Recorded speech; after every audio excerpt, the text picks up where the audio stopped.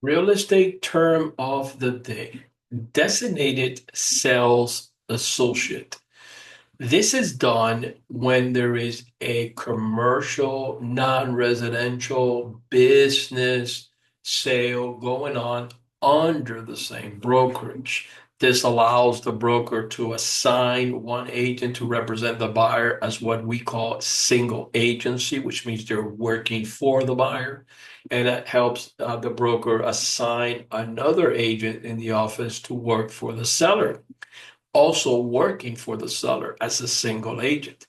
This cannot be done in a residential transaction. So if a broker has two agents selling a residential transaction, you cannot do this.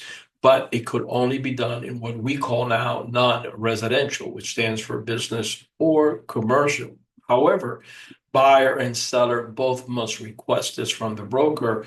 They have to be rich. They have to have $1 million in assets. And then at that point, the broker will assign an agent on either side. However, the broker can never speak to the buyer or seller again when it comes to the matters of the transaction. He could only advise his own agents.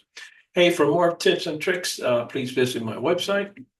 And if you're interested in a one-on-one tutoring session to pass the sales agent or the broker's test, please set up a time and date, and I'll be more than happy to help you.